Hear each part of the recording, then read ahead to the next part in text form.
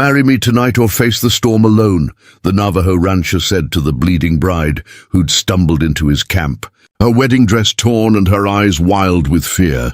As thunder rolled across the Arizona Territory and 3 armed riders closed in on their trail. Arizona Territory, September 1885.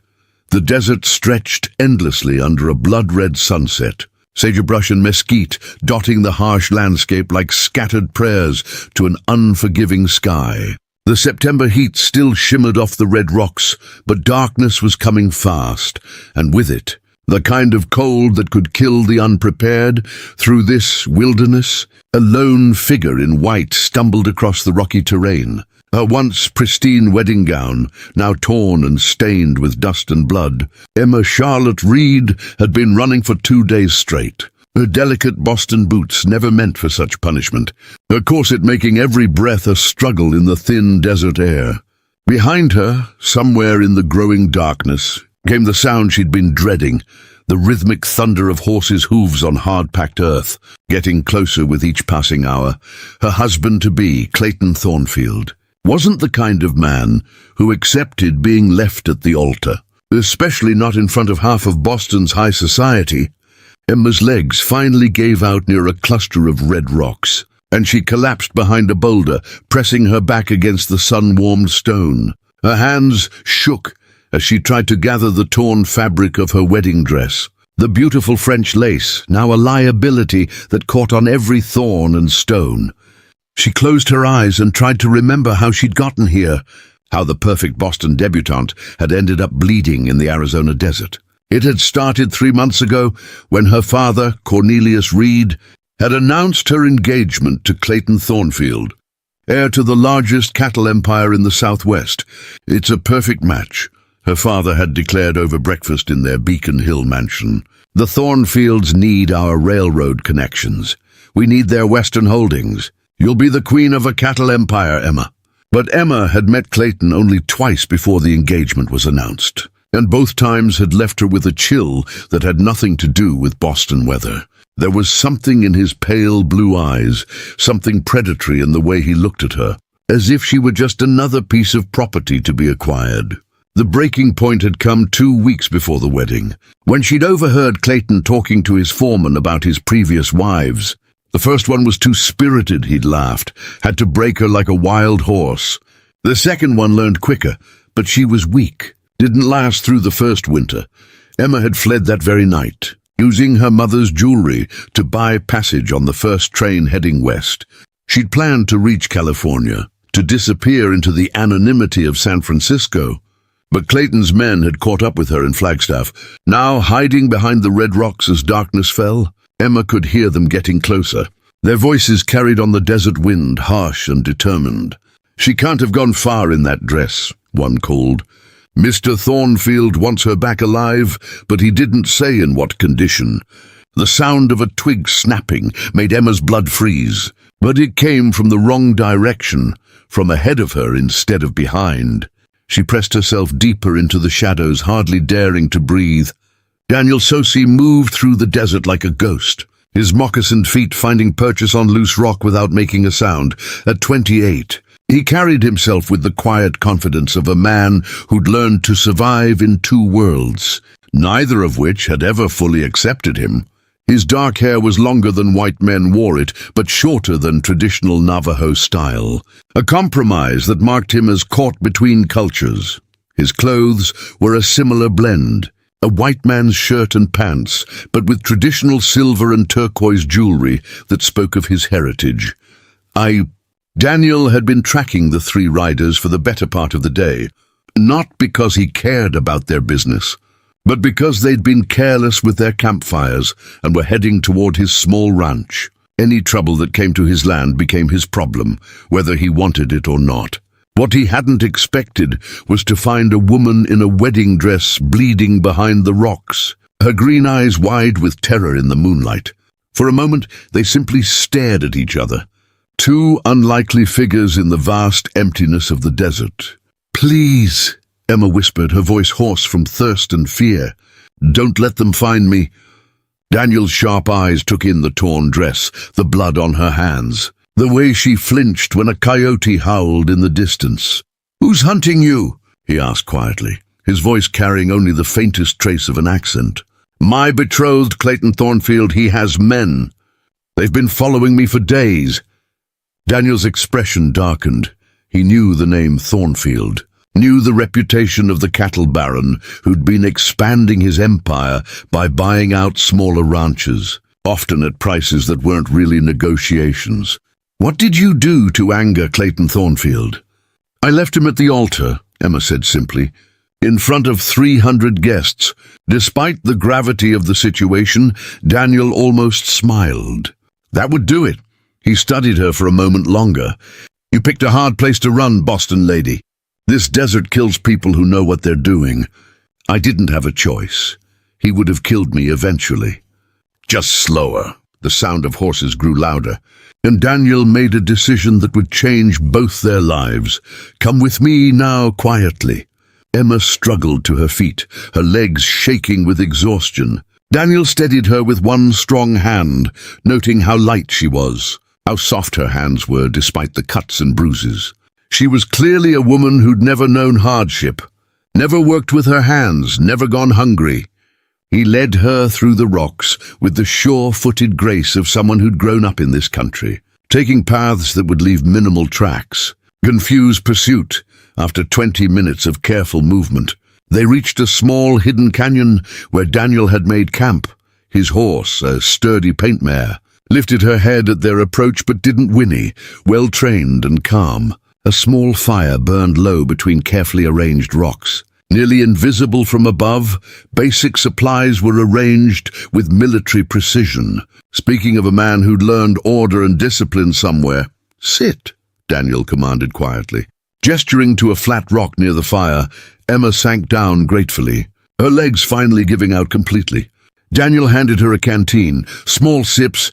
"Your body isn't used to this heat." As Emma drank, Daniel studied her in the firelight. She was beautiful, he had to admit, with auburn hair that caught the flames and green eyes that spoke of intelligence and spirit. But beauty was common enough. What interested him was the steel he saw beneath the fear, the fact that she'd chosen to run rather than submit. "How long since you've eaten?" he asked. 2 days, maybe 3, I lost track." Daniel handed her a piece of jerky and some hardtack. "Eat slowly, too much too fast will make you sick." Emma took the food gratefully, trying not to think about how her finishing school instructors would react to seeing her eat dried meat with her fingers in the middle of the desert. "You don't talk like other cowboys I've met." "I'm not a cowboy," Daniel said simply. "I raise horses, some cattle. I was educated at the Indian school in Carlisle." Emma had heard of the Indian schools, places where native children were sent to kill the Indian. Save the man, as the government put it. She studied Daniel's face, seeing the cost of such an education in the careful way he held himself, as if ready for rejection from either world. "Why are you helping me?" she asked. Daniel poked at the fire with a stick, considering his answer. "Maybe because I know what it's like to run from something that wants to break you. Maybe because Clayton Thornfield burned out my neighbor last spring when the man wouldn't sell." The sound of horses echoed off the canyon walls. Closer now, Daniel immediately doused the fire, plunging them into darkness. "They're getting close," he whispered. "We need to move." But Emma was at the end of her strength. She tried to stand and nearly collapsed again. "I can't, I'm sorry. I just can't run anymore." Daniel looked at her. Then at the canyon entrance, where the sound of pursuit was growing louder. He made a calculation based on years of survival, years of being caught between worlds, years of making impossible choices. "There's another way," he said quietly. "But you're not going to like it." "What do you mean?" Daniel met her eyes across the darkness. "Thornfield's men won't touch a married woman, especially not one married to someone with legal standing. It's one thing to hunt down a runaway bride, another to assault a man's wife." Emma's breath caught as she understood what he was suggesting.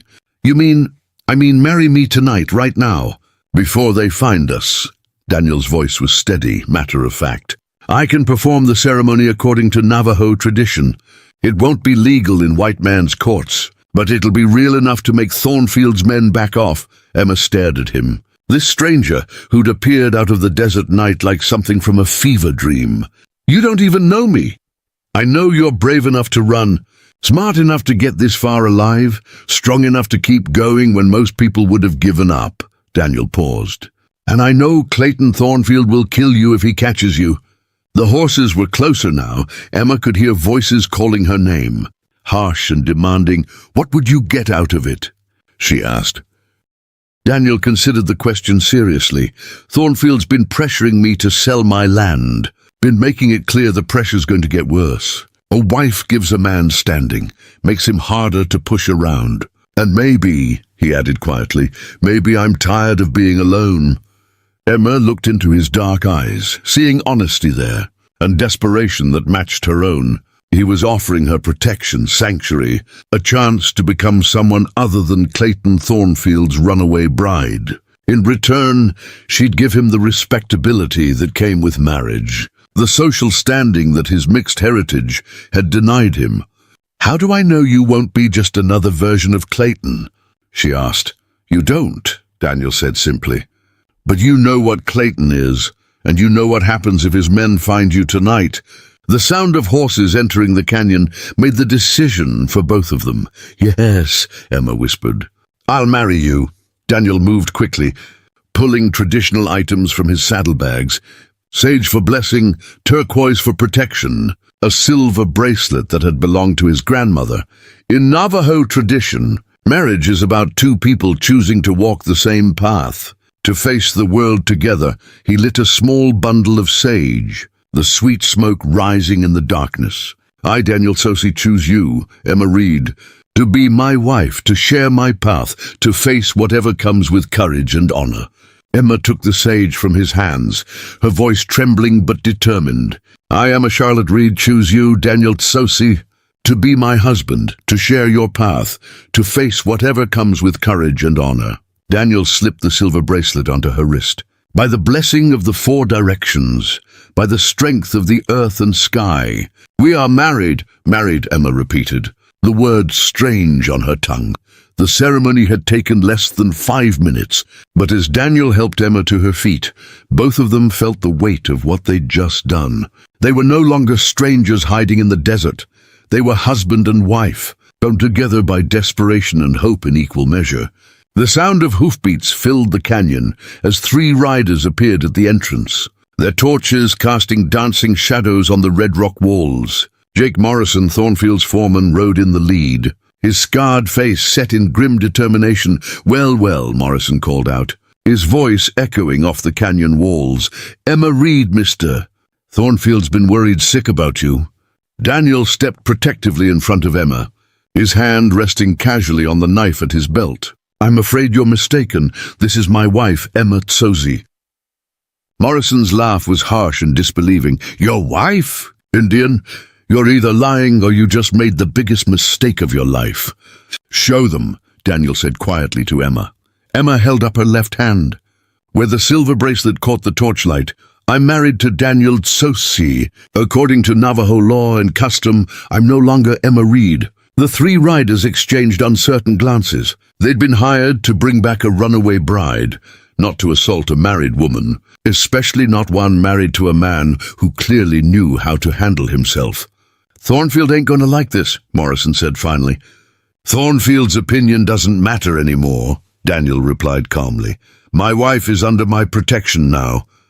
Morrison spat in the dirt. "This ain't over, Indian. Thornfield don't give up easy." "Neither do I," Daniel said, his voice carrying a quiet threat that made all 3 riders take notice. After a long, tense moment, Morrison wheeled his horse around.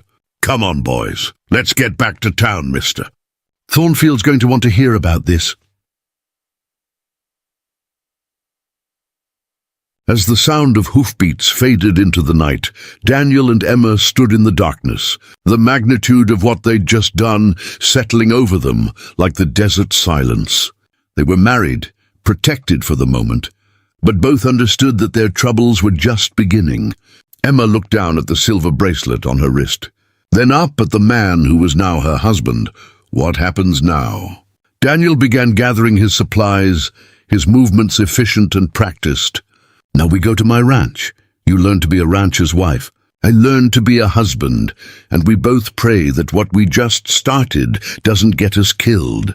As they prepared to leave the canyon, Emma realized that in the space of a few desperate minutes, she'd traded one uncertain future for another. But this time at least the choice had been hers. The ride to Daniel's ranch took them through terrain that seemed to shift with every mile, from red rock canyons to rolling grassland dotted with juniper and pinon pine. Emma rode behind Daniel on his paint mare, her arms wrapped around his waist for balance, acutely aware of every place their bodies touched through the thin fabric of her torn wedding dress. Dawn was breaking over the eastern mountains when they finally crested a low hill, and Emma saw her new home spread out below them. Daniel's ranch occupied a natural valley where a spring-fed creek meandered between cottonwood trees, creating a green oasis in the harsh desert landscape. The main house was modest but well built, constructed of adobe and timber with a wide front porch that faced the morning sun. A barn and several corrals stretched beyond the house, and Emma could see horses moving in the pastures, their coats gleaming in the early light. "It's not much compared to what you're used to," Daniel said as they approached the house, his voice carefully neutral. Emma studied the clean lines of the buildings, the careful placement that took advantage of natural windbreaks and water sources, the obvious pride in maintenance that spoke of a man who cared for what was his. "It's beautiful," she said, and meant it. Daniel helped her down from the horse, and Emma's legs nearly buckled after hours in the saddle. Her body ached in places she'd never known could ache, and her wedding dress was now more dirt than white. "There's a room at the back of the house," Daniel said awkwardly. "It was meant to be a parlor, but it has its own entrance. You can have your privacy." The careful distance in his voice made Emma realize that despite their midnight ceremony, Daniel was still a stranger, and she was still a woman who'd fled one marriage only to stumble into another. "Thank you," she said formally. Daniel led the horse toward the barn while Emma stood uncertainly in the yard, taking in the foreign landscape of her new life. Everything was different here. The sounds, the smells, even the quality of light seemed alien to someone raised in Boston's gentle climate. The back room Daniel had mentioned was small but clean, with whitewashed walls and a narrow bed covered in a quilt of deep blues and earth tones. A washstand held a pitcher and basin, and a single window looked out toward the creek. Emma sank onto the bed, and for the first time in days, allowed herself to truly rest. She woke to the sound of voices outside, men speaking in a mixture of English and what she assumed was Navajo. Peering through the window, she saw Daniel talking with two native men near the corrals. The conversation animated as they examined a young stallion. One of the men was older, perhaps 60, with grey streaking his long black hair and deep lines around his eyes that spoke of decades spent squinting into desert sun. The other was younger, closer to Daniel's age, with a quick smile and hands that moved expressively as he talked. Emma realized she was eavesdropping on her husband's life, getting her first glimpse of the world she'd married into. The easy familiarity between the men spoke of long friendship, shared work, a community she knew nothing about. A knock on her door interrupted her observation. Daniel's voice came through the wood, careful and respectful. "Mrs. Tzosi, I brought you some clothes that might fit better than, well, what you're wearing." Emma opened the door to find Daniel holding a bundle of women's clothing, his eyes carefully averted from her disheveled appearance. "These belonged to my neighbor's daughter before she married and moved to Santa Fe. Maria thought you might need them." The clothes were simple but well made, a brown riding skirt, white cotton blouse, and sturdy boots that looked like they'd actually protect her feet. "Thank you," Emma said. "Daniel, who are those men you're talking with?" "Tom Begay and his son Marcus. They help me with the horses. Breed some of the finest stock in the territory." Daniel paused. "Tom taught me everything I know about reading horse bloodlines." Emma nodded, filing away another piece of information about the man she'd married. "Will they be staying for dinner?" Daniel looked surprised. "You don't have to cook, Emma. You've been through enough. I need to do something useful," Emma said firmly. And if we're going to convince people this marriage is real, I should probably learn how to be a ranch wife. The kitchen was better equipped than Emma had expected, with a large wood-burning stove, ample counter space, and shelves lined with preserved foods. Emma had never cooked a meal in her life, relying on the army of servants in her father's house. But desperation made for a quick teacher. She found eggs in the chicken coop, fresh bread wrapped in cloth, bacon hanging in the smokehouse. By the time Daniel and his friends came in for the midday meal, she'd managed to produce something that resembled breakfast if you didn't look too closely. Tom Begay studied Emma with the frank curiosity of someone meeting his friend's wife for the first time. "You're far from home, daughter," he said kindly. "Yes, sir, very far," Emma replied. Serving coffee that was only slightly burnt, Marcus grinned at his father. "Papa, you're making her nervous with all your staring." "I'm not staring, I'm observing," Tom said with dignity. "Daniel's been alone too long. A man needs a woman to make a house into a home." Daniel shot his friend a warning look, but Tom continued, "Of course, marriage is about more than just convenience. It takes time to build understanding between two people from different worlds." Emma felt heat rise in her cheeks, understanding the older man's subtle message. He knew this was an arrangement born of necessity, not love, and he was kindly offering wisdom about making it work. "Tom's been married to the same woman for 40 years, Daniel explained. "He considers himself an expert on the subject." 42 years, Tom corrected. "And yes, I am an expert. The secret is respect, daughter. Respect and patience and the willingness to learn each other's ways. After the men returned to work, Emma explored the ranch. Getting her bearings in this new world, the horses were magnificent, clearly bred for both beauty and endurance. She watched Daniel work with a spirited mare, his movements calm and sure as he gentled the animal. "She's been skittish since we brought her in from the wild," Daniel explained when he noticed Emma watching. "Takes time to build trust." Emma wondered if he was talking about the horse or about their situation. "How long have you been ranching here?" 5 years. I bought the land with money I saved from my time as an army scout." Daniel's voice carried a note of pride. "First native man in the territory to own land under the Homestead Act."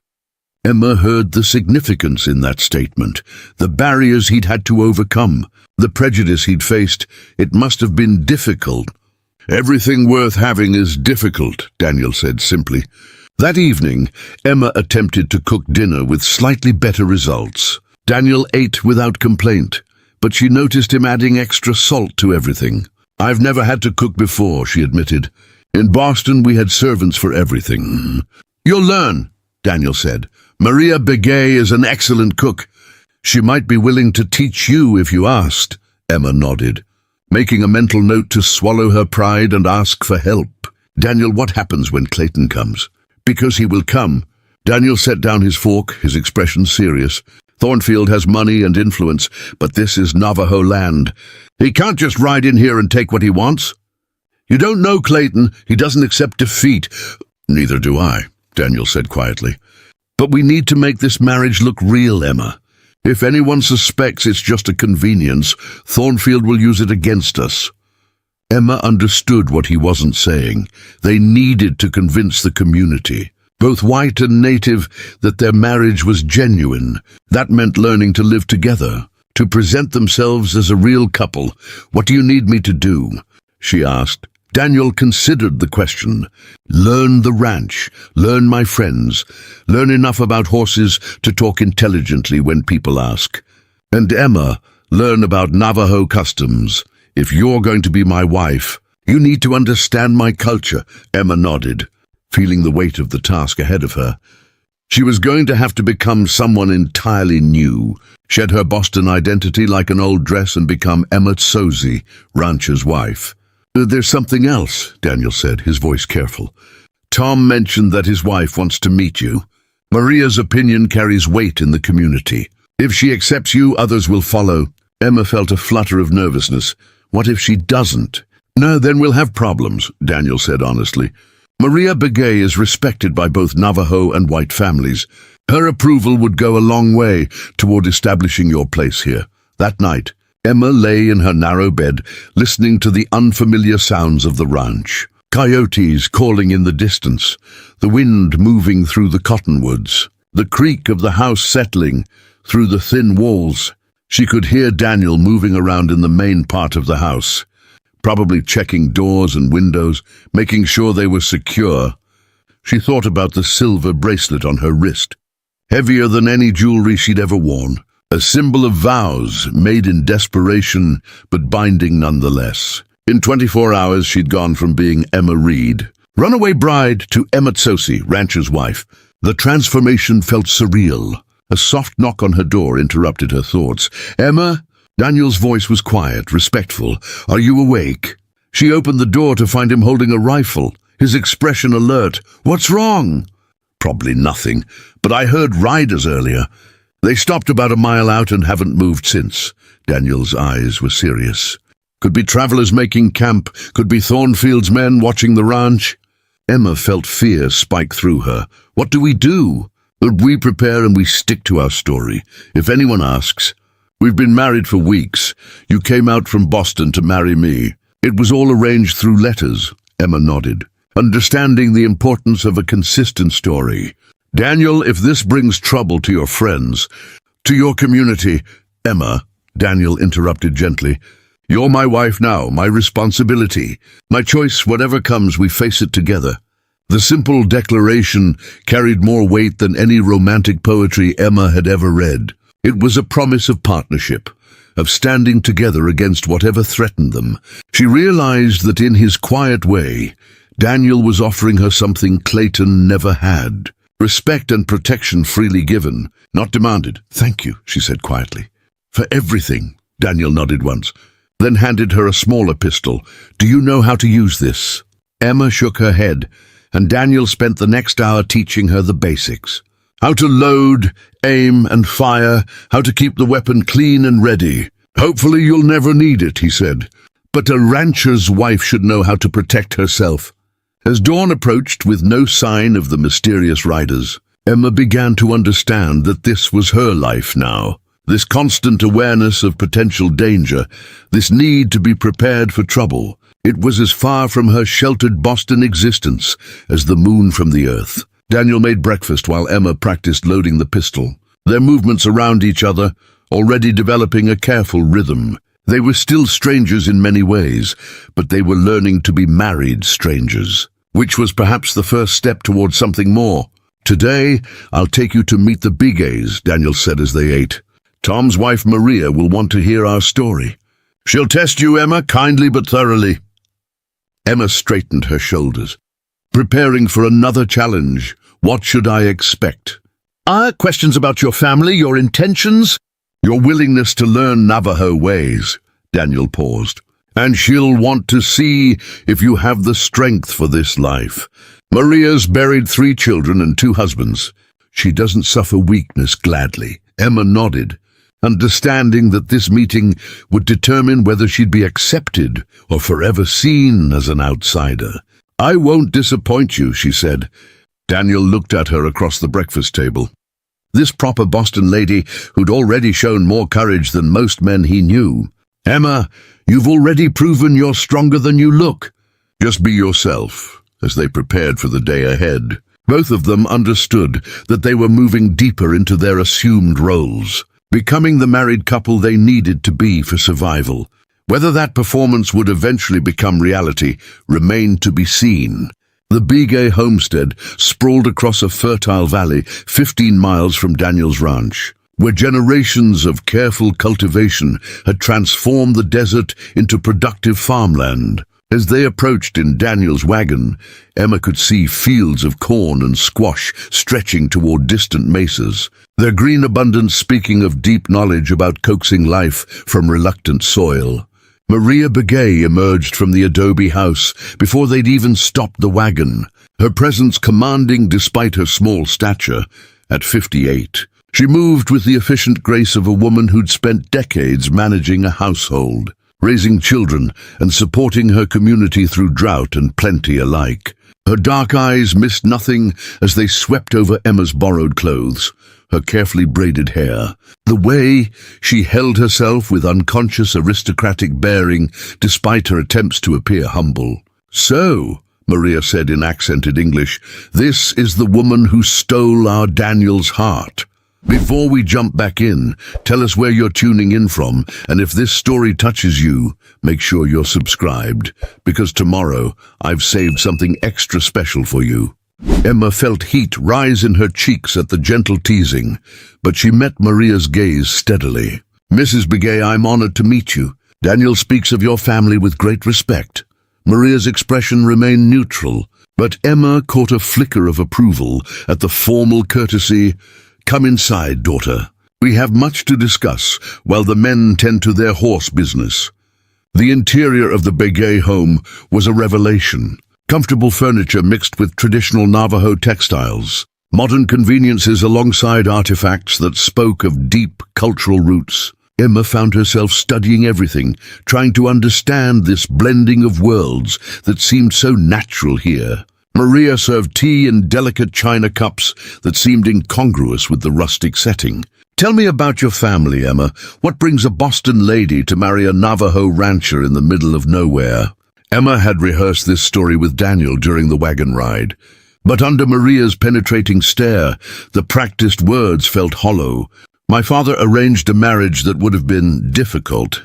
I wrote to Daniel through a friend who knew him from his time at Carlisle. We corresponded for months before I came west to marry him." "Months of correspondence," Maria repeated thoughtfully.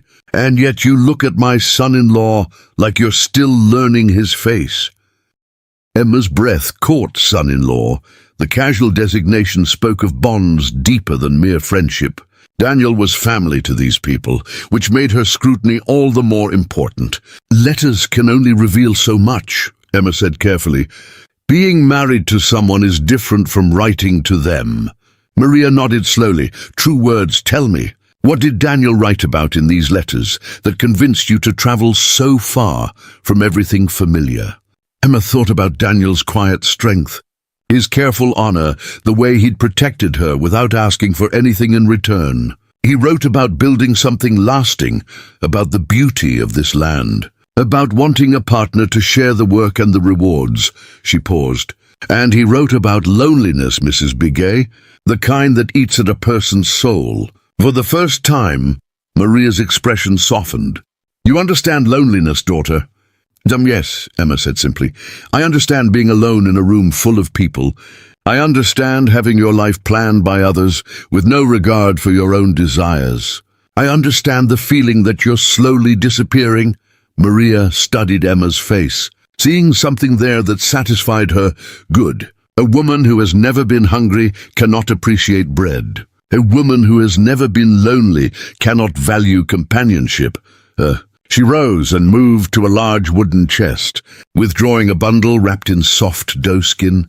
"This belonged to my mother. And her mother before that." Maria unwrapped a necklace of silver and turquoise, each stone perfectly matched, the metalwork intricate beyond anything Emma had ever seen. "It's beautiful," Emma breathed. "It is a marriage necklace, worn by the women of our family for 6 generations. Maria held it up to the light, where the turquoise seemed to glow with inner fire. "When a woman marries into our family, she receives this as a symbol of acceptance, of belonging." Emma's heart raced, understanding the significance of what was being offered. "Mrs. Begay, I can't accept something so precious. What if I'm not worthy of it?"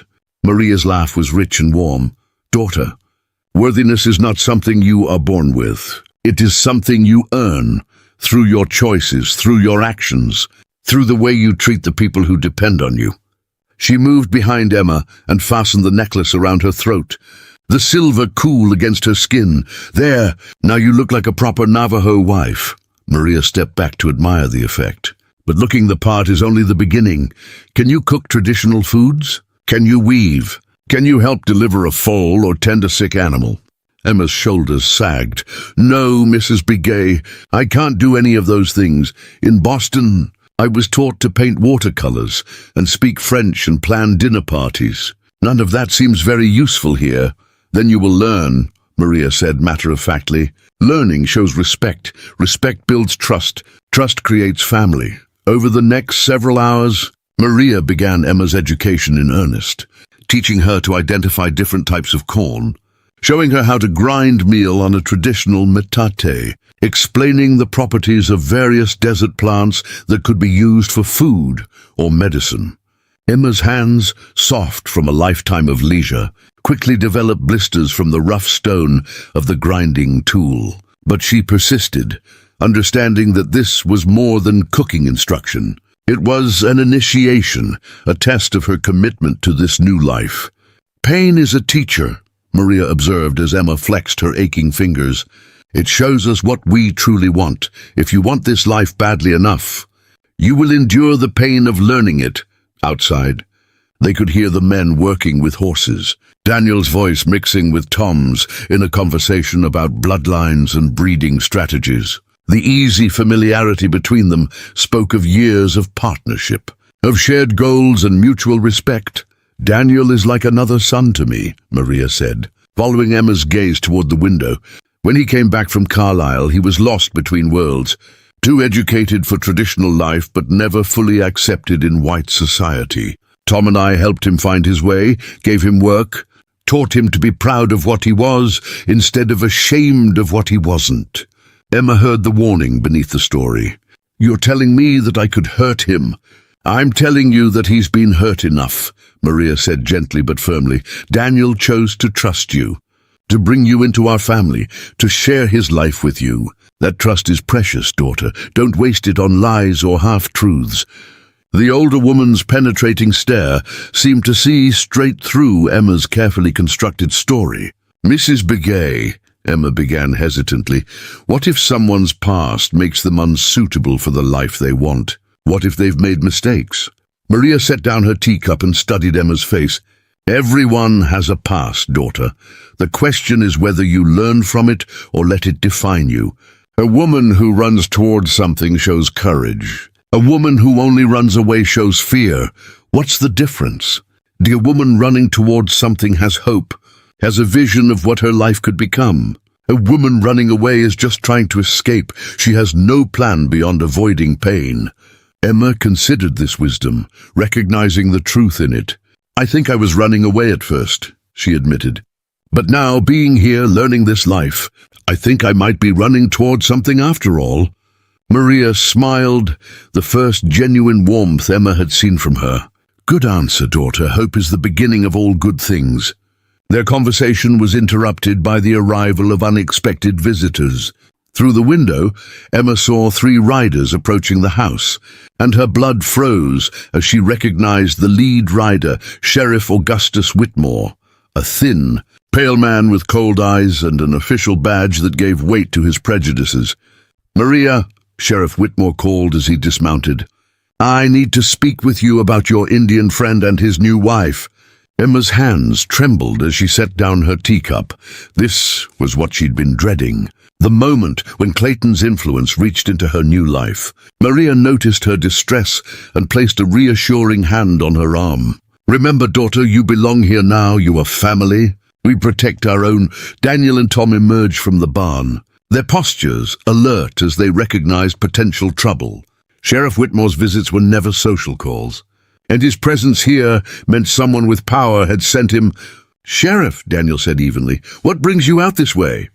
Got a complaint from Clayton Thornfield about a missing bride. Whitmore's voice carried the authority of his badge. Says some Indian kidnapped his intended wife, forced her into an illegal marriage. Emma stepped onto the porch, wearing Maria's necklace like armor.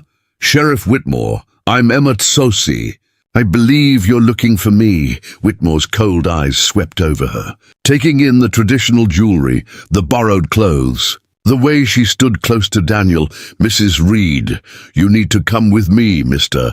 Thornfield is very concerned about your welfare. It's Mrs. Tsosi now, Emma said firmly, and I'm exactly where I choose to be.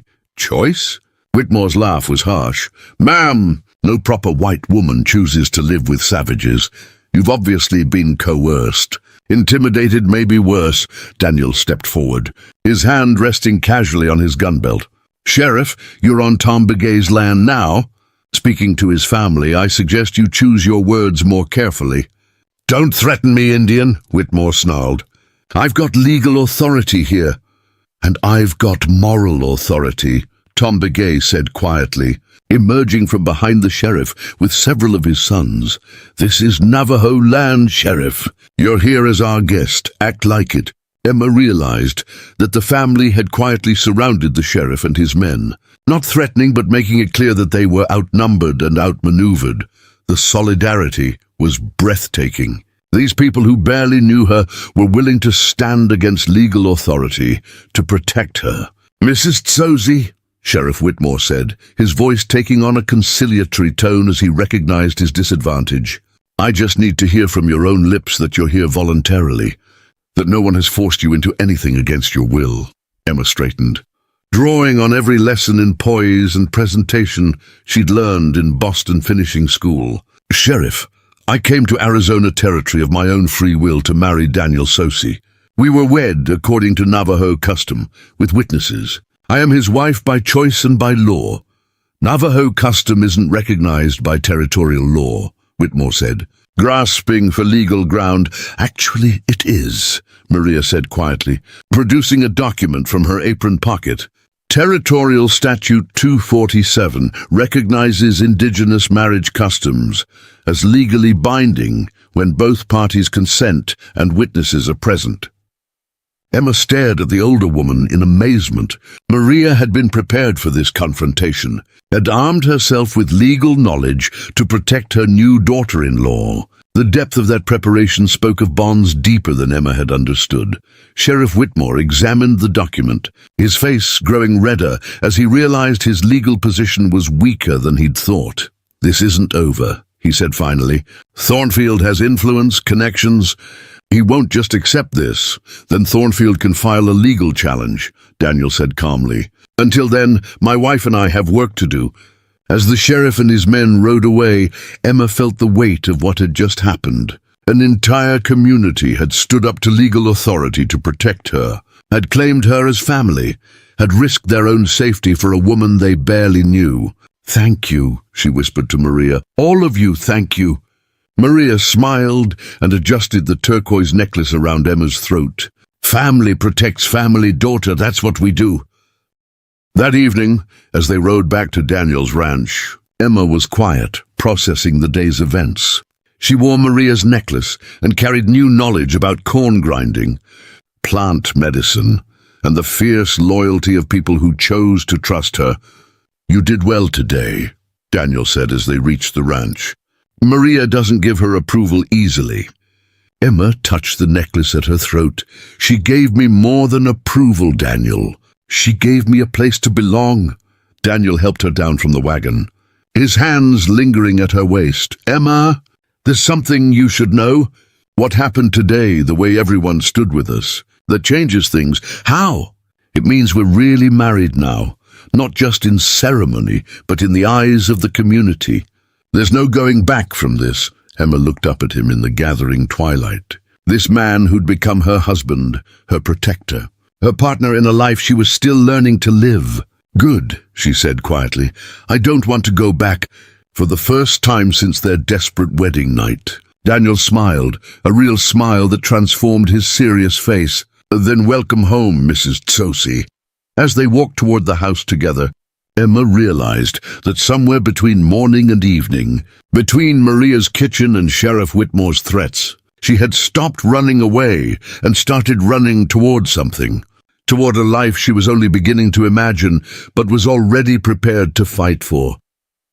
3 weeks after Sheriff Whitmore's visit, Emma had settled into a rhythm that felt almost natural. Her hands had toughened from ranch work, her skin had bronzed under the desert sun, and she could now grind cornmeal without wincing at every stroke. Daniel worked alongside her with quiet patience, teaching her to read weather patterns in cloud formations and animal behavior.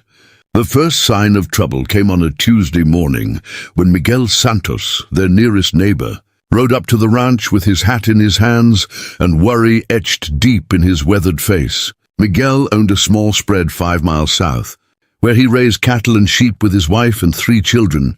Daniel, amigo, I need your help. Miguel's voice carried the weight of desperation. Last night, men came to my ranch, said I had 2 weeks to sell to Thornfield or they'd burn me out. Emma felt ice form in her stomach. Clayton's reach was extending, pressing closer to their sanctuary. Daniel's expression darkened as he listened to Miguel's account of the midnight visit. How many men?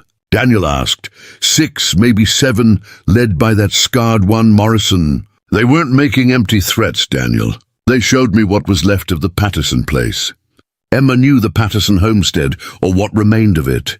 She and Daniel had ridden past the blackened ruins the week before. Daniel had explained that the family had refused to sell to Thornfield and had paid the price. Now the same fate threatened Miguel's family. What did you tell them? Daniel asked quietly. That I needed time to consider their offer. Miguel's voice cracked with shame. Daniel, I have 3 little ones.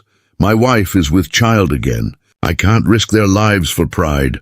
Emma watched Daniel struggle with the impossible position Miguel faced. Stand and fight and risk your family, or surrender and lose everything you'd worked to build. It was the same choice Daniel would face if Clayton decided to escalate his pressure. You're welcome to bring your family here, Daniel offered. We can make room, wait this out together. Miguel shook his head. That just makes you a target too, amigo. Thornfield wants my land to complete his eastern boundary. He'll keep pushing until he gets it. After Miguel left, Emma found Daniel in the barn, methodically cleaning his rifle with the careful attention of a man preparing for war. This is because of me, she said quietly. Clayton's using Miguel to get to us. Daniel looked up from his weapon. This started long before you arrived, Emma. Thornfield's been buying up small ranches for 2 years, forcing out anyone who won't sell. You just gave him another reason to move faster. What are we going to do? Oh, we're going to help Miguel defend his land, Daniel said matter-of-factly. And if Thornfield wants a fight, we'll give him one. Emma felt fear and pride war in her chest, fear for Daniel's safety, pride in his unwillingness to abandon a friend. Daniel, Clayton has money, hired guns, political connections. We can't fight him directly. Maybe not, Daniel agreed. But we can make the cost higher than he's willing to pay. That evening, Tom Begay arrived with his sons, Marcus and Joseph, along with Sam Yazzie, a cousin who'd served as a cavalry scout with Daniel years before. The men gathered around Daniel's kitchen table, planning strategy with the quiet efficiency of veterans. Miguel's place is too exposed, Tom observed, studying a hand-drawn map. Open approaches from 3 directions, no natural cover. Which is why they chose to pressure him first, Sam added. Take the weakest position, use it to threaten the stronger ones. Emma served coffee and listened to the tactical discussion, understanding that these men were preparing for something more serious than a mere confrontation. They were planning a war, albeit a small one. What about the law? She asked. Can't we get help from territorial authorities? The men exchanged glances, and Marcus spoke up. Mrs. Tsozi, begging your pardon, but the law tends to side with whoever has the most money. Thornfield's got Sheriff Whitmore in his pocket, and probably the territorial governor too. So we're on our own, Emma said, accepting the reality of their situation. We've always been on our own, Daniel said quietly. The question is whether we fight or run. Emma thought about Maria's necklace around her throat, about the community that had accepted her, about the life she was building brick by brick in this harsh but beautiful land. We fight, she said firmly. The attack came 2 nights later, not at Miguel's ranch as expected, but at the Begay homestead. Emma woke to the smell of smoke and the sound of Daniel's boots hitting the floor as he lunged for his rifle. Fire, he said tersely, already pulling on his clothes. Big one. Coming from the direction of Tom's place. They rode hard through the darkness, Emma clinging to Daniel's waist as his horse stretched into a full gallop. Behind them came the thunder of other horses as neighbors responded to the orange glow on the horizon. The sight that greeted them at the Begay ranch was devastating. The barn was fully engulfed, flames reaching toward the star-filled sky like hungry fingers. Tom and his sons were fighting desperately to save the house, passing buckets of water in a chain that seemed pitifully inadequate against the inferno. Daniel immediately joined the bucket brigade, while Emma rushed to help Maria evacuate precious possessions from the house. The older woman's face was streaked with soot and tears, but her movements remained purposeful, determined. "The horses!" Maria gasped as Emma helped her carry a chest of family photographs. "They got most of the horses out, but there are 3 still trapped in the back stalls."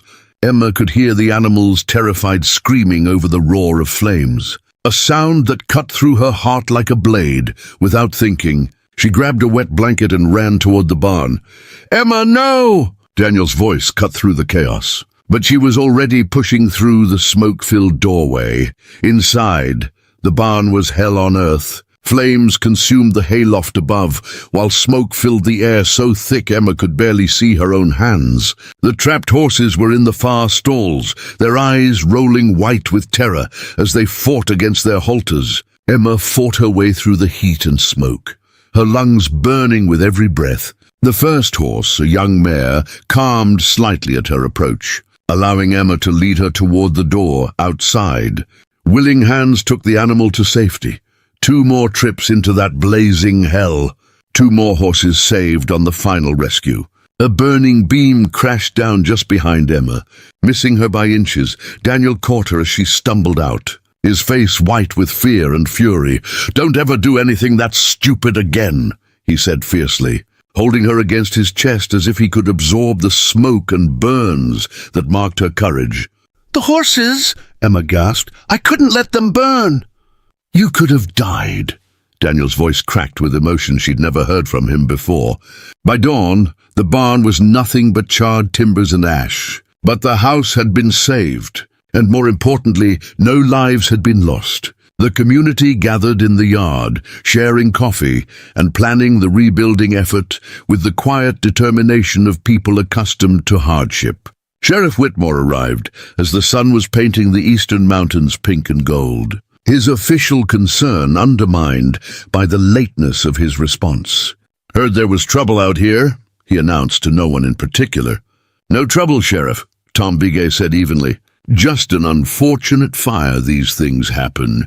Whitmore's cold eyes swept over the gathered neighbors, taking in the soot-stained faces, the water-soaked clothes, the obvious signs of a community that had rallied together.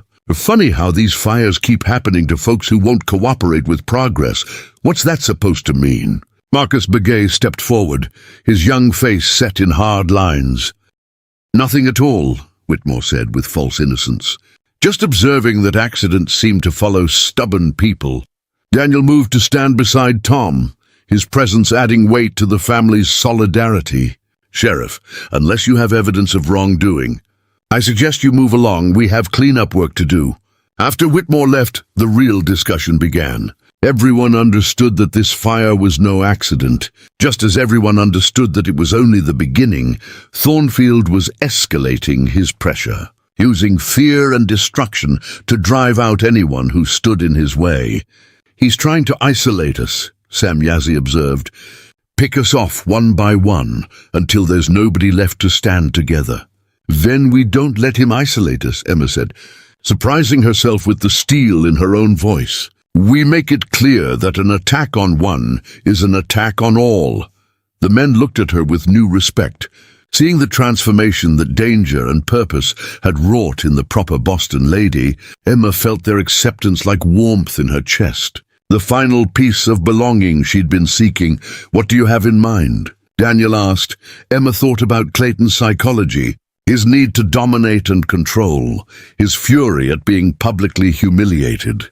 "Clayton's not just trying to acquire land, he's trying to punish me for leaving him. He wants me to see everything I care about destroyed before he drags me back.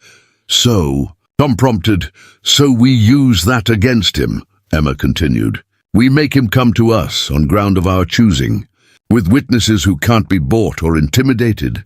Daniel studied his wife's face, seeing a strategic mind that had been hidden beneath layers of Eastern refinement.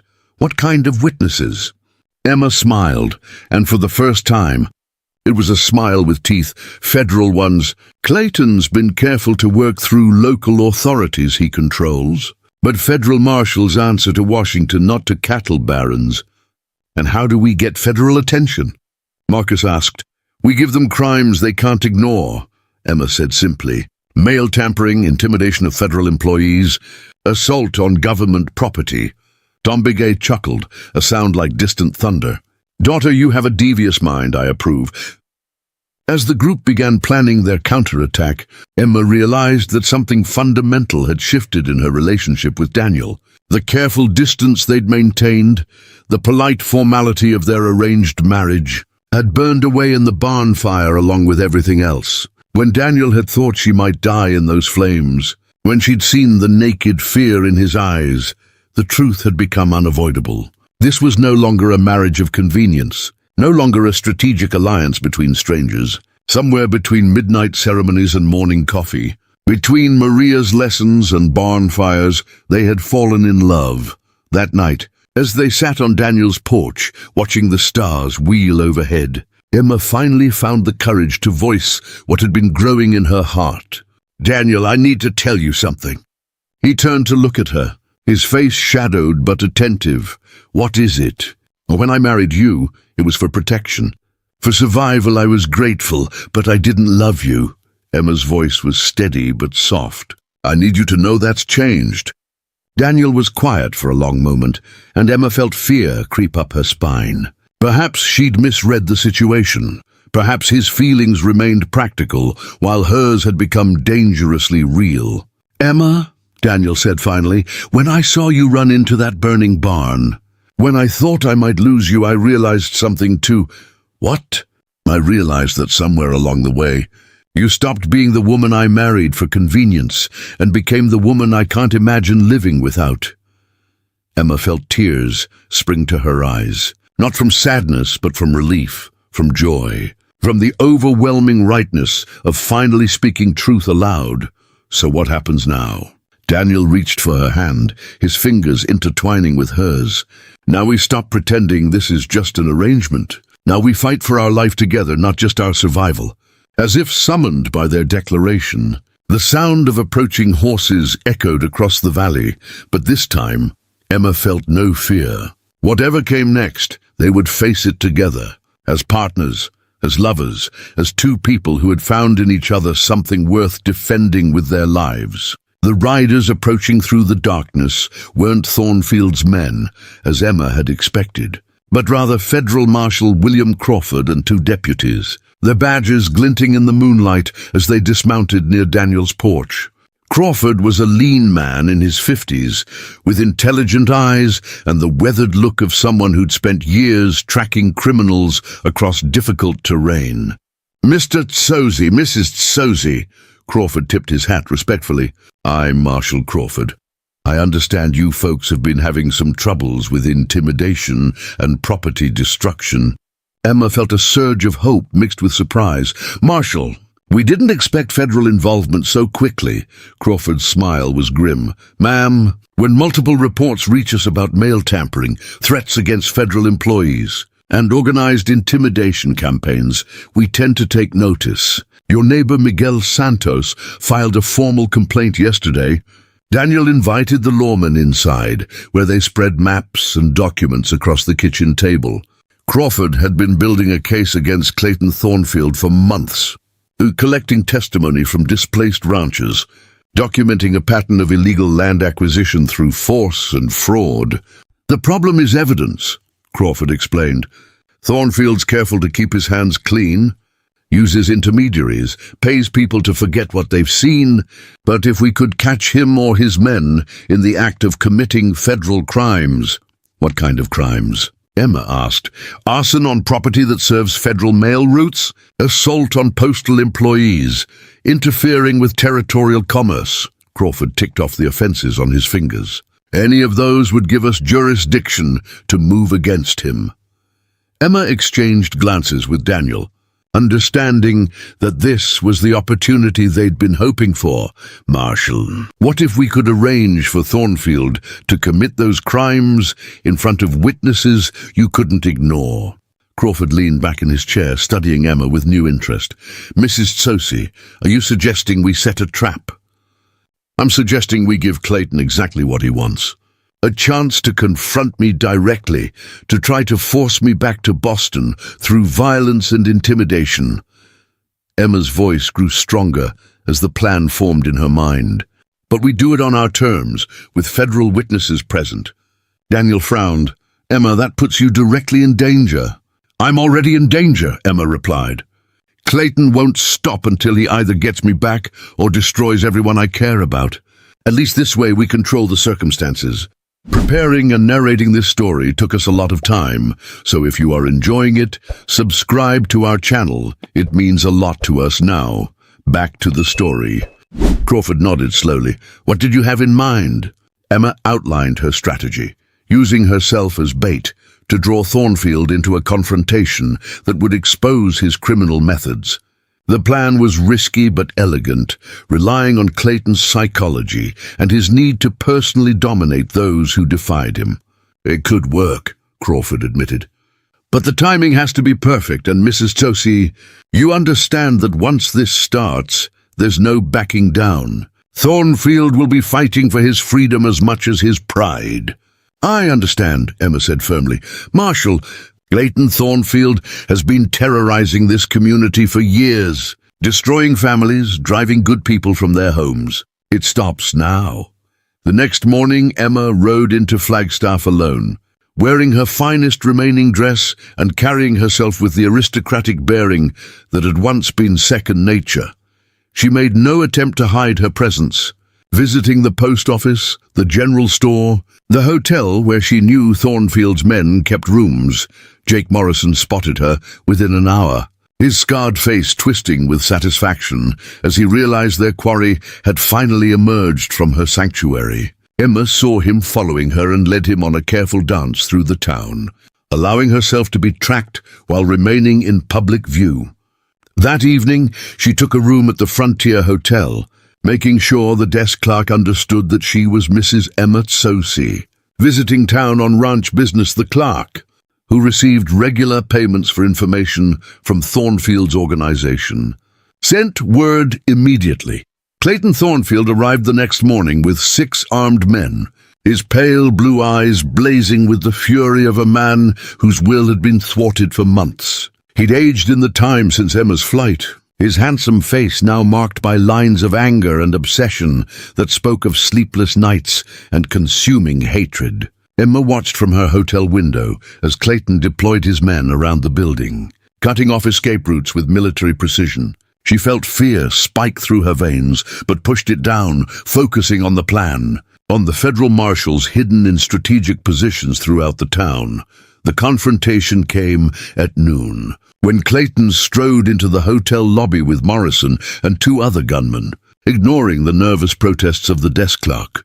Emma descended the stairs slowly, her spine straight, her face composed despite the terror hammering in her chest. "Hello, Clayton," she said evenly. "You're looking well." Clayton's smile was cold as winter wind. "Emma, my dear, you've led us quite a chase. I hope you've enjoyed your little adventure because it's over now." "I'm afraid I don't understand," Emma replied. Playing her part, "I'm Mrs. Daniel Tsosi now. I'm here on legitimate business." Clayton's laugh was harsh. "Mrs. Tsosi, you mean the sham marriage to that half-breed savage? That little charade ends today." Emma felt anger flare at the slur against Daniel, but she kept her voice level. "My marriage is legal and binding." "Clayton, you have no claim on me." "I have every claim," Clayton snarled. Stepping closer, "You humiliated me, cost me standing in Boston society, made me look like a fool. You belong to me, Emma, and I always collect what's mine." Emma backed toward the hotel's rear exit, drawing Clayton and his men away from innocent bystanders. "And if I refuse to come with you?" Clayton's smile turned predatory. "Then your Indian husband and his friends will suffer the consequences. Starting with that fire at the Bigay Ranch, Morrison, tell Mrs. Tsosi about our plans for her new family." Morrison stepped forward, his scarred face showing savage pleasure. "We're going to burn out every ranch that helped hide you. starting with your husband's place. Maybe we'll make sure he's inside when it goes up." Emma felt sick at the casual discussion of murder, but she pressed on, needing to get the threats on record. "You're talking about killing innocent people." "I'm talking about removing obstacles," Clayton corrected. "You see, my dear, I've learned that gentle persuasion doesn't work with you. So we'll try a more direct approach." He gestured to his men. "Burn the hotel. Make it look like an accident. Anyone who gets in our way doesn't survive to tell tales." Emma felt genuine terror as Morrison produced a bottle of kerosene and began splashing it on the wooden walls. Clayton was beyond reason now, willing to commit murder in broad daylight to achieve his goals. The federal marshals needed to move soon, or innocent people would die. "Clayton, please," Emma said, abandoning her act for genuine desperation. "These people have done nothing to you. If you want me, take me, but leave them alone." "Oh, I intend to take you," Clayton said, grabbing Emma's arm with bruising force. "But first, you're going to watch your new life burn. You need to understand the cost of defying me." That's when Marshal Crawford stepped out of the hotel's back room, his gun drawn and pointed steadily at Clayton's chest. "Federal Marshal, you're all under arrest for conspiracy, arson and kidnapping." Clayton's face went white with shock and rage. "You can't prove anything, Marshal. This is a private domestic dispute. Actually, we can prove quite a lot," Crawford replied calmly. "We've been recording this conversation, and we have witness testimony going back months." Morrison reached for his gun, but froze as two more federal deputies emerged from concealment. Weapons trained on Thornfield's men, the trap had worked perfectly, drawing the criminals into committing federal offenses in front of unimpeachable witnesses. "You planned this," Clayton hissed at Emma, understanding finally dawning. "You used yourself as bait." "I learned from the best," Emma replied, thinking of all the strategic manipulation she'd witnessed in Boston society. "The difference is I'm fighting for something worth protecting." Clayton's composure finally cracked completely. "You think you've won? You think this is over? I'll buy my way out of this, Emma. I'll hire the best lawyers, bribe the right officials, and when I'm free, I'll come for you and that savage you married." Marshal Crawford stepped forward, his expression hard. "Mr. Thornfield, you're wanted in connection with 17 cases of arson, fraud and intimidation across 3 territories. Even your money won't buy your way out of federal prison." As the marshals led Clayton and his men away in shackles, Emma felt a weight lift from her shoulders that she'd been carrying for months. The nightmare was finally over. Clayton would face justice, and she was free to build the life she'd chosen. But freedom came with a price. As reaction set in, Emma began shaking uncontrollably. The adrenaline that had sustained her through the confrontation, now leaving her weak and nauseous. She sank into a hotel chair, overwhelmed by what she'd just endured. Daniel burst through the hotel doors, having waited in agony outside while his wife faced mortal danger. He crossed the lobby in 3 strides and pulled Emma into his arms, holding her as if he could absorb her fear and trauma through sheer force of will. "It's over," he whispered against her hair. "It's finally over." Emma clung to him, drawing strength from his solid presence. "Daniel, when he threatened you, when Morrison talked about burning you alive, I thought I might lose you before I'd had the chance to really love you." "You're not going to lose me," Daniel said fiercely. "Not to Thornfield, not to anyone. We fought too hard for this life to let anyone take it away." Marshal Crawford approached them, his official demeanor softened by respect. "Mrs. Tizzosi, what you did today took remarkable courage. Your testimony will put Thornfield away for 20 years minimum." Emma nodded, still processing the magnitude of what had just happened. "Marshal, what about his other victims? The families he's driven out, the ranches he's stolen through intimidation?" "Federal prosecutors will be investigating all of it," Crawford assured her. "Thornfield's criminal enterprise is finished.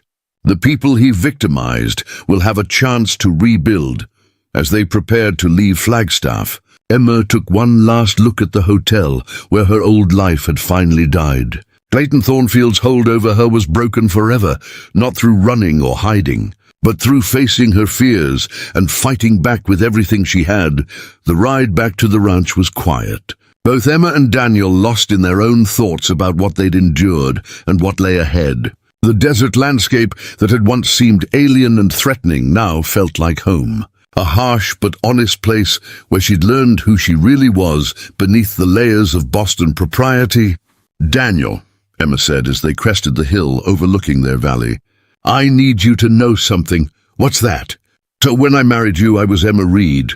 A woman running away from a life that was killing her slowly."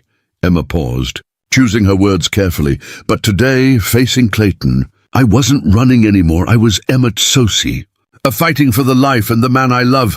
Daniel reined in his horse and turned to look at her, his dark eyes serious.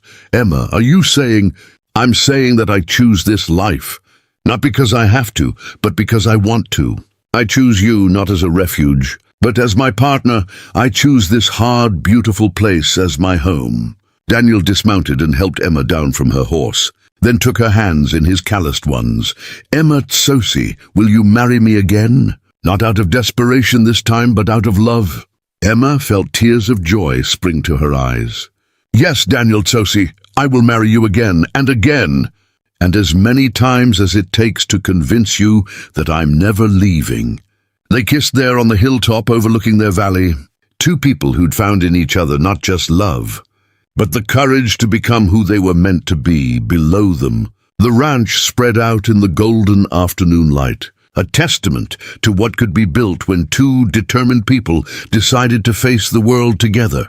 6 months after Clayton Thornfield's arrest, the Arizona Territory hummed with the energy of renewal and justice. Federal prosecutors had dismantled his criminal empire piece by piece, returning stolen lands to their rightful owners and compensating families who'd been driven from their homes. The territorial newspapers had dubbed it the Great Reckoning, and Emma found herself something she'd never expected to be, a hero in the public eye.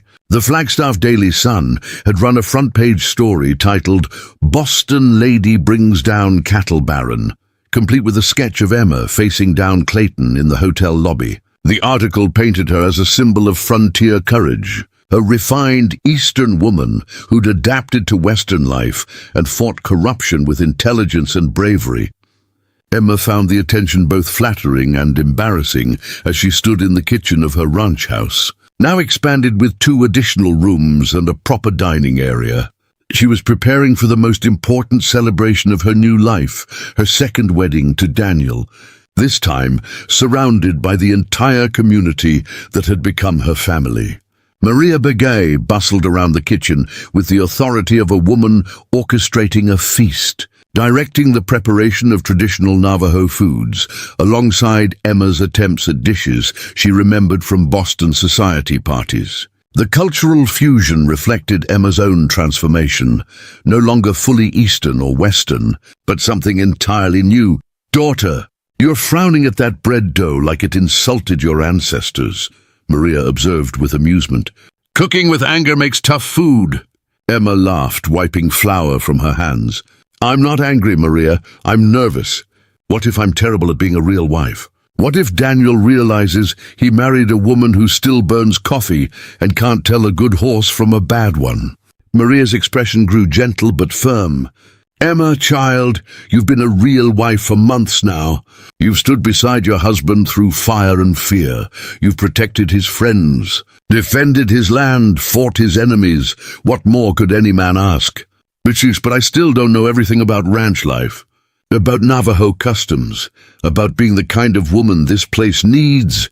"Listen to me," Maria said, taking Emma's hands in hers. "Wisdom isn't something you're born with. It's something you earn through living. Through making mistakes and learning from them, you've earned your place here, not through perfection, but through courage." Outside, the sound of arriving guests filled the air with laughter and conversation. Don Begay's voice boomed over the others as he directed the placement of tables and benches in the ranch yard. The entire community had turned out for this celebration, recognizing it as something more than a wedding. It was a declaration that love could triumph over hatred, that good people standing together could defeat corruption.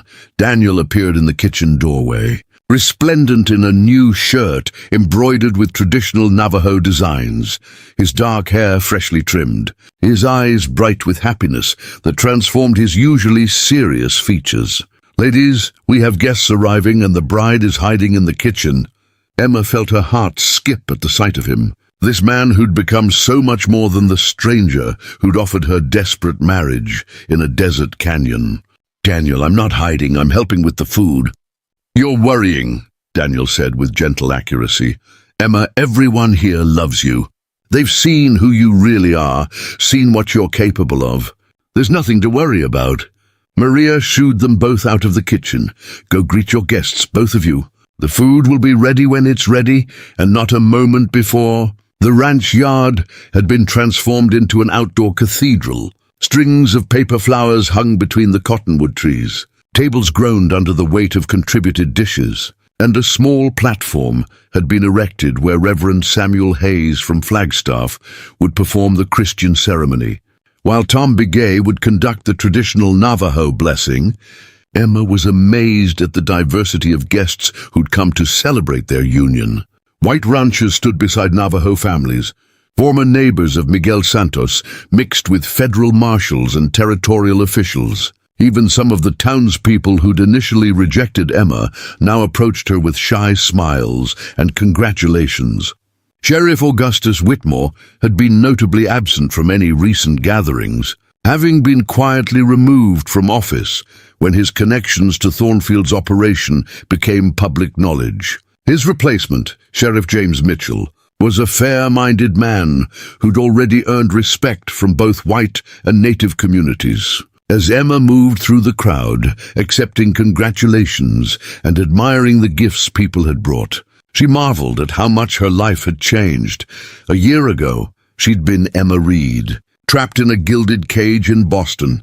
Now she was Emma Tsosi, a rancher's wife who could shoot straight, deliver a foal, and face down federal criminals without flinching. Miguel Santos approached with his wife Carmen and their 3 children, his face beaming with the joy of a man who'd reclaimed his stolen land. "Mrs. Tsosi, Carmen and I wanted to thank you again. Without your courage, we would have lost everything." Carmen stepped forward with a beautifully woven blanket. "This is made from wool of our own sheep, dyed with plants from our land. It's a small gift for the woman who helped us keep our home." Emma accepted the blanket with tears in her eyes, understanding that it represented much more than woolen dye. It represented the preservation of a family's dreams, the continuation of a way of life that Thornfield would have destroyed. "Carmen, Miguel, this is beautiful, thank you." As the afternoon progressed, Emma found herself in conversation with Mrs. Eleanor Patterson, whose family had been among Thornfield's earliest victims. The Pattersons had returned to rebuild their burned ranch, using federal compensation money and loans from neighbors who believed in second chances. "Mrs. Tsosi," Eleanor said, "I wanted you to know that my daughters speak of you as a hero. They say you showed them that a woman doesn't have to accept what men try to force on her." Emma felt humbled by the comment. "Mrs. Patterson, I just did what anyone would do when cornered." "No, child. You did what a brave woman does when she decides to fight back. There's a difference." The ceremony began as the sun reached its zenith, painting the desert landscape in shades of gold and amber. Emma wore a dress of cream-colored silk that Maria had helped her sew, adorned with traditional silver and turquoise jewelry that marked her as part of the community. Daniel stood beside her in clothes that similarly blended cultures, symbolizing their union of 2 worlds. Reverend Hayes spoke of love as a force that could overcome any obstacle, of marriage as a partnership between equals who chose to face life's challenges together. His words carried extra weight, given what Emma and Daniel had endured to reach this moment. "Daniel and Emma," the Reverend said, "you've already proven your commitment to each other through trials that would break weaker bonds. Today you're not just making vows, you're confirming choices you've already made through your actions." Tom Begay's blessing followed, conducted in Navajo, with English translation for the mixed crowd. He spoke of the four directions, of the harmony between earth and sky, of the strength that comes when two people walk the same path with mutual respect and understanding. A key. In our tradition, Tom explained, marriage is not just between two people, but between two families, two communities. Today, we welcome Emma not as a stranger who married into our family, but as a daughter who has already proven her worth. When it came time for vows, Emma and Daniel had written their own, drawing from their shared experiences and the love that had grown from desperate beginnings into something deeper than either had imagined possible. "Emma," Daniel said, his voice carrying across the gathered crowd, "when I offered you marriage in that canyon, I thought I was saving your life. I didn't know you would save mine in return. You've made me a better man, a stronger rancher, a more complete human being. Today, I promise not just to love you, but to continue growing alongside you as we build our life together."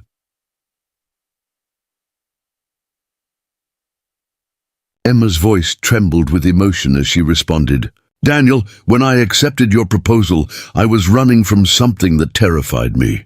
I didn't know I was running towards something that would complete me. You've given me not just safety, but purpose, not just love, but a place to belong. Today, I promise to be your partner in all things, your equal in all struggles, your companion for all the years ahead." As they exchanged rings, Emma noticed the silver bracelet Daniel had given her that first night. Now worn smooth by months of wear, it had become part of her, a symbol of the woman she'd become rather than the woman she'd been. The celebration that followed stretched into the evening. With music and dancing and stories shared under the star-filled desert sky, Emma found herself swept into traditional Navajo dances, guided by patient teachers who laughed at her mistakes and praised her efforts.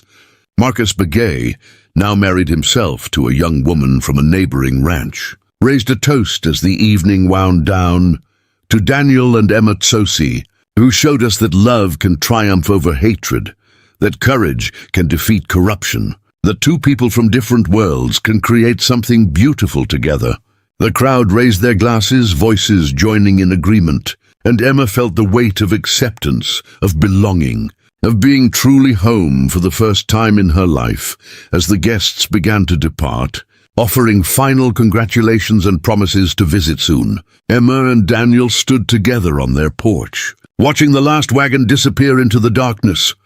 "Mrs. Tsosi," Daniel said softly, "how does it feel to be officially married?" Emma laughed, leaning into his strong warmth. "It feels exactly the same as being unofficially married, which is to say, it feels like home."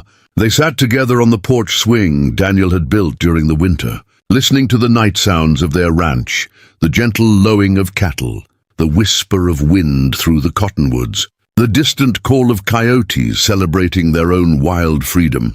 "Daniel," Emma said quietly, "do you ever think about what would have happened if Sheriff Whitmore's men had found me that first night? If you hadn't offered me marriage?" Daniel considered the question seriously.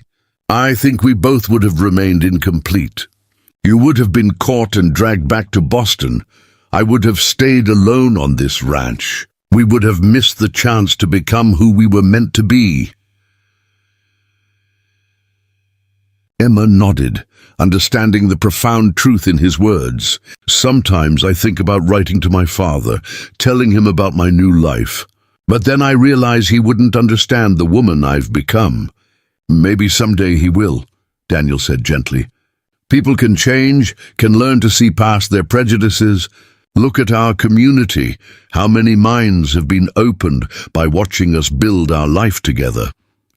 As they prepared for bed, Emma looked around the house they'd built together, at the furniture they'd chosen, the photographs they'd accumulated, the small details that made a house into a home. Every item told a story of their journey, from strangers to lovers to partners in every sense of the word. In their bedroom, now truly shared, Emma found a package on her pillow, wrapped in brown paper and tied with ribbon. "What's this?" she asked. "A wedding gift," Daniel said with unusual shyness. "Something I've been working on." Emma unwrapped the package to find a leather-bound journal, its cover embossed with her initials. E.T., Emma Tsosi, the pages inside were blank, waiting for her to fill them with the story of their life together. "I thought you might want to record our adventures," Daniel explained. "For our children or their children, so they'll know how we found each other." Emma felt tears spring to her eyes at the mention of children, a future they'd begun to discuss as their love deepened. "Daniel, it's perfect. I'll start tonight." With the story of a desperate proposal in a desert canyon. As Emma prepared to write the first entry in her new journal, she realized that this was both an ending and a beginning. The story of Emma Reed, trapped and frightened, was complete. The story of Emma Tsosi, rancher's wife and frontier woman, was just beginning outside their window.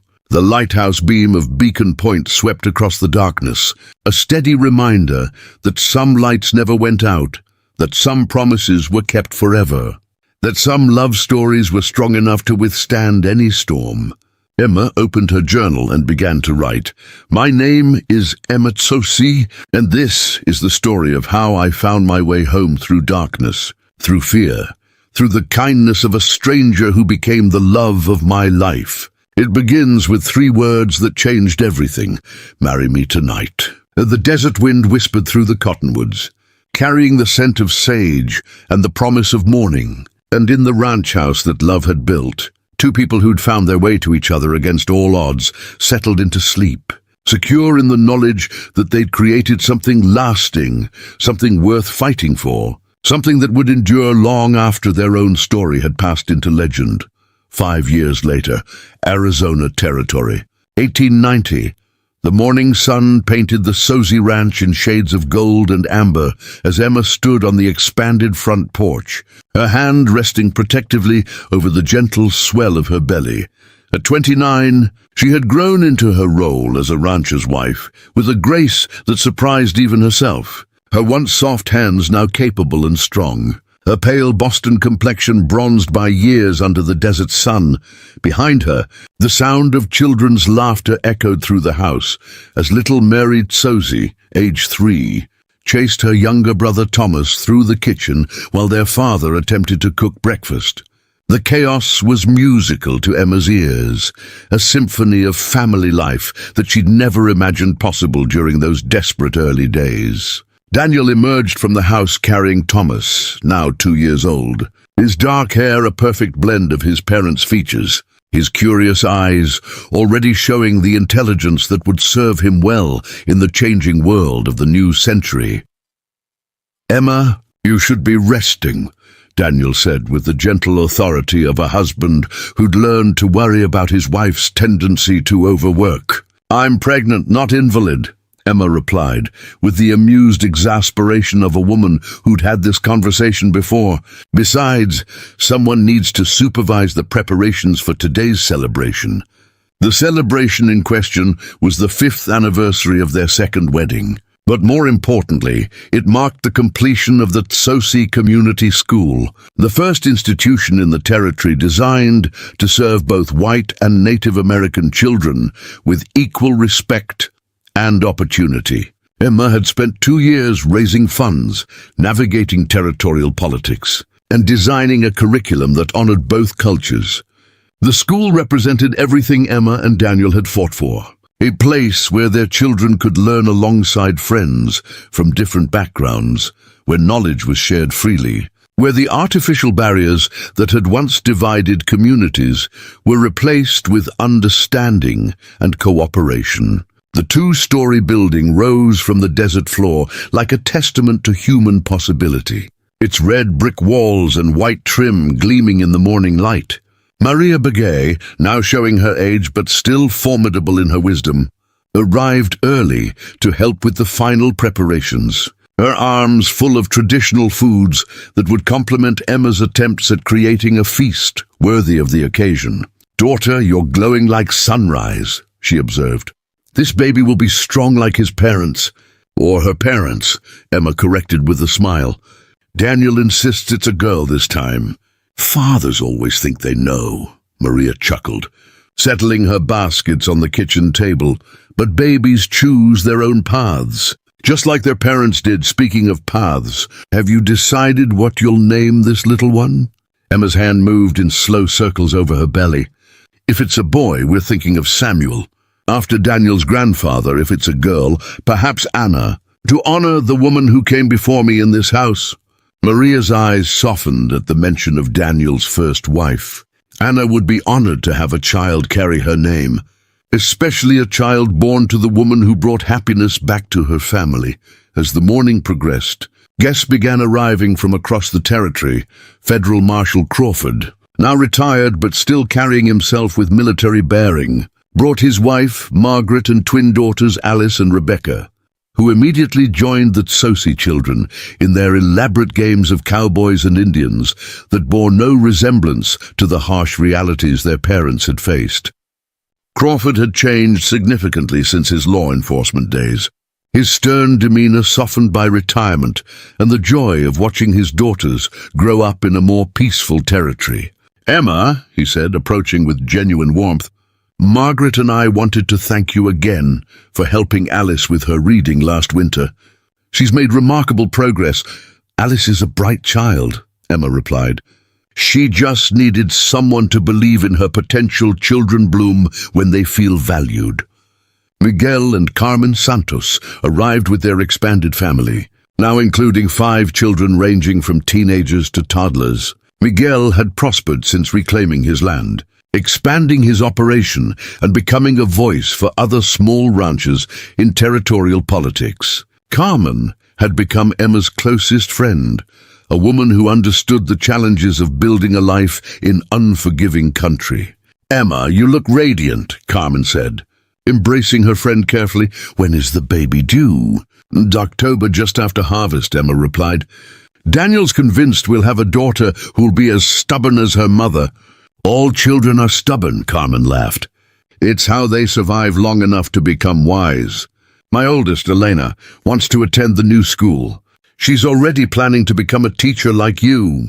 Emma felt a surge of pride at the mention of Elena Santos, a bright 15-year-old who'd shown remarkable aptitude for learning despite limited educational opportunities.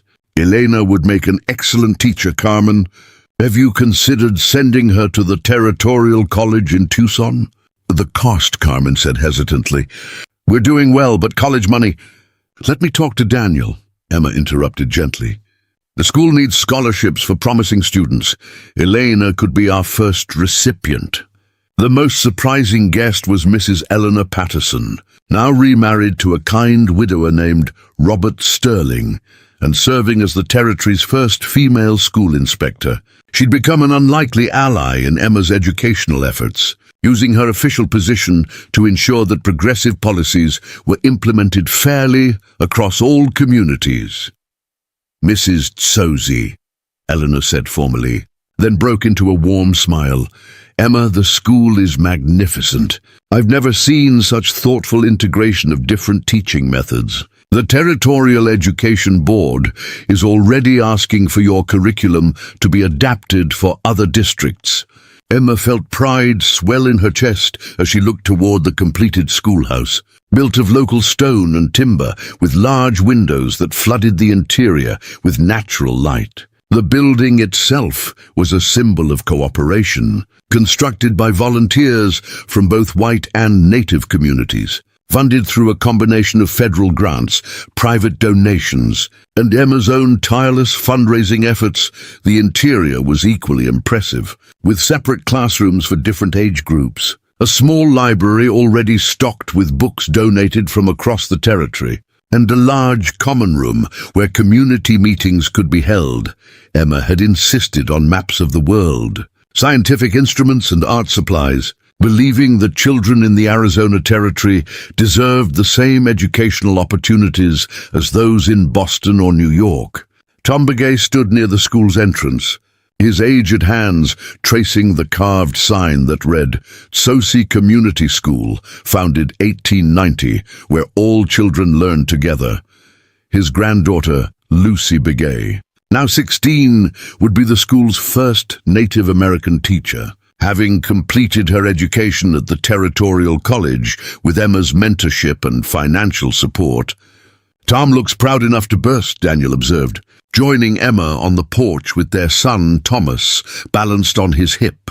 Mary clinging to his free hand with the determined grip of a 3-year-old who'd learned that interesting things happened when adults gathered. "He should be proud," Emma replied. "This school exists because people like Tom were willing to trust a crazy idea from a former Boston debutante. He risked his standing in the community to support something that had never been tried before." Daniel's expression grew serious for a moment. "Emma, do you ever miss it? The life you left behind, the comfort, the certainty of knowing exactly what was expected of you." Emma considered the question while watching their daughter Mary attempt to teach a group of children how to properly curtsy, a skill that seemed absurdly formal in the desert setting, but which Mary insisted was important for being a lady. "Daniel, I miss some things about Boston. The libraries full of books I haven't read, the symphony concerts, the intellectual conversations at dinner parties where ideas mattered more than cattle prices." She turned to face her husband, this man who'd given her not just love, but the freedom to become herself. "But I don't miss being Emma Reed, that woman who lived her entire life according to other people's expectations, who never made a single important decision for herself. Emma Tsosi chose her own path, built her own life, fought her own battles. I wouldn't trade that woman for all the comfort in Boston." The formal dedication ceremony began at noon, with Territorial Governor Nathan Murphy himself present to cut the ribbon and deliver remarks about the importance of education in building Arizona's future. Murphy was a progressive politician who'd supported statehood efforts and educational reform, his presence lending official weight to Emma's vision. "Ladies and gentlemen," Governor Murphy announced to the gathered crowd, "this school represents the best of what our territory can become. A place where all children, regardless of their heritage, can receive the education they need to build a better future for Arizona." Emma had been invited to speak, but she declined, preferring to let the school's success speak for itself. Instead, she stood with Daniel and their children, watching as the ribbon was cut and the doors officially opened to reveal the bright, welcoming interior. Reverend Hayes offered a blessing that acknowledged multiple spiritual traditions, speaking of education as a sacred trust and teachers as guardians of human potential, while Tom Begay performed a traditional ceremony calling on the 4 directions to protect the children who would learn within these walls. The fusion of customs felt natural now, a reflection of how much the community had evolved. As children from across the territory explored their new classrooms, Emma noticed how easily they mixed. White children and native children comparing slates and sharing books, their natural curiosity overcoming the prejudices their parents had once held. Lucy Begay moved among them with the confidence of a natural teacher, already planning lessons that would honor every child's heritage while preparing them for the modern world. "Mrs. Tsosi," a voice called, and Emma turned to see Judge Harrison Wells, the territorial official who'd presided over Clayton Thornfield's trial, approaching with a serious expression that immediately put her on alert. "Might I have a word in private?" Emma felt a familiar flutter of anxiety, wondering if some new crisis threatened their hard-won peace. "Of course, Judge Wells. Daniel, could you watch the children for a moment?" Wells led her a short distance from the crowd, his demeanor suggesting news of significance. "I wanted to inform you personally that Clayton Thornfield died in federal prison last month," Wells said quietly. "Consumption, the doctor said. He'd been ill for some time." Emma felt a complex mixture of emotions, relief that the threat was permanently ended, sadness for a life wasted on hatred and obsession, gratitude that she'd lived to see justice served and her own story reach its peaceful conclusion. "Thank you for telling me, Judge. I'm glad it's finally over." "There's more," Wells continued. "Thornfield's will left his remaining assets to establish a fund for victims of his crimes. It seems he experienced some form of redemption in his final months. The prison chaplain said he spent considerable time writing letters of apology to those he'd wronged." Emma stared at the judge in amazement. Clayton left money to help his victims. The fund will provide scholarships for children whose families were harmed by his actions, medical care for those who suffered injuries, and support for widows left destitute by his schemes, Wells explained. The chaplain said Thornfield spoke often of you in his final weeks, expressing regret for the pain he'd caused and admiration for the life you'd built, despite his efforts to destroy it. Emma felt tears spring to her eyes, not from sadness, but from the strange mercy of closure. Judge, I never expected forgiveness from Clayton, but I'm glad he found peace before the end. As Wells walked away, Emma found herself contemplating the strange turns that life could take. Clayton Thornfield, the man who'd once threatened to destroy everything she loved, had ended his days trying to make amends for his cruelty. It didn't excuse his actions, but it offered a kind of closure she hadn't expected. A final chapter that spoke to the possibility of redemption even in the hardest hearts. Daniel appeared beside her, having sensed her need for support through the mysterious connection that had developed between them over 5 years of marriage. "Everything all right? You look like you've seen a ghost," Emma told him about Thornfield's death and final gesture, watching as Daniel processed the information with his characteristic thoughtfulness. "I suppose even the worst people can find redemption if they're willing to face the truth about themselves," he said finally. "It doesn't change what he did, but maybe it means something that he understood the damage before he died." The celebration continued into the evening, with families sharing meals at long tables set up in the schoolyard under strings of paper lanterns that cast dancing shadows on the ground. Traditional Navajo songs mixed with popular ballads, while children played games that required no translation, their laughter creating a soundtrack of pure joy. Marshall Crawford approached Emma as she sat watching the festivities, her children finally asleep in Daniel's arms after a day of excitement. "Mrs. Tsosi, I wanted you to know that your story has inspired similar efforts across the West. Communities from Colorado to California are following your model, building schools that serve everyone regardless of background." Emma felt a deep satisfaction at this news. "Marshall, when I first came to Arizona, I was just trying to survive. I never imagined that our struggles might help others build better communities." "That's often how the best changes happen," Crawford replied. "One person decides to stand up for what's right, others see the courage and follow. Before you know it, the whole world has shifted. Your school will be remembered long after we're all gone." As the evening wound down and guests began their journeys home, Emma found herself alone with Daniel on the school's front steps, looking out over the community they'd helped build. The building stood as a monument to what was possible when people chose cooperation over conflict, understanding over prejudice, love over fear. "Daniel," Emma said softly, "do you think our children will understand what we went through to build this life? Will they appreciate the sacrifices, the risks we took?" Daniel considered the question while watching Mary and Thomas sleep peacefully, despite the ongoing celebration around them. "I think they'll understand that love requires courage, that building something worthwhile means facing opposition, that the best life is one you choose for yourself rather than accept from others. They'll have their own challenges, their own choices to make." Emma nodded, feeling the truth of his words.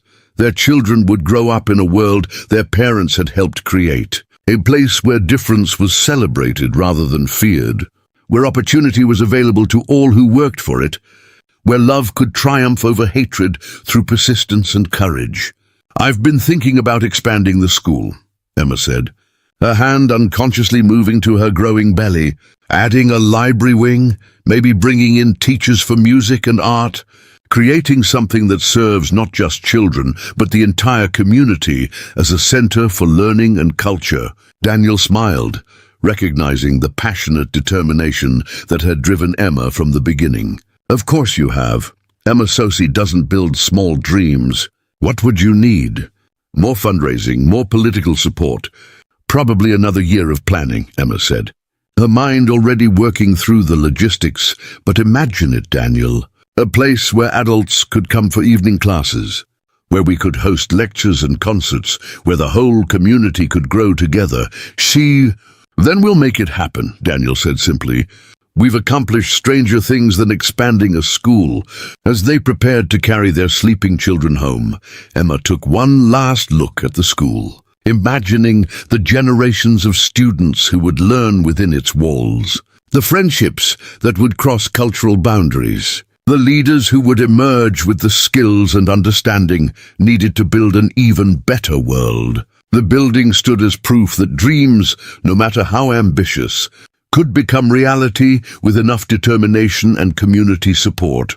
The desert wind carried the scent of sage and the promise of rain as the Tsosi family made their way back to the ranch house. Emma walking slowly to accommodate her pregnancy, Daniel managing both children with practiced ease. Behind them, the school stood silhouetted against the star-filled sky, a beacon of hope for the future. In her bedroom that night, Emma opened the leather journal Daniel had given her 5 years earlier, now filled with the daily chronicles of their life together. Tonight's entry would record the school's dedication, Thornfield's death, and the continuing miracle of building a life based on love rather than fear.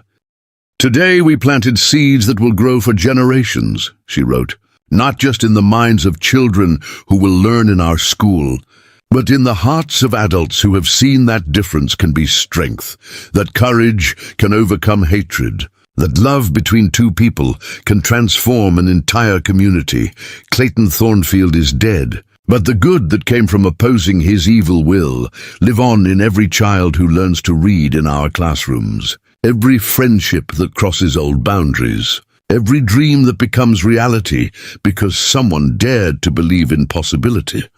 She paused, her hand resting on her belly where their third child grew, already loved, already part of the continuing story. "To our children and their children and all who come after, may you remember that the best life is one you choose, with courage, build with love, and defend with unwavering commitment to what is right. May you never forget that sometimes the most desperate proposals lead to the greatest love stories."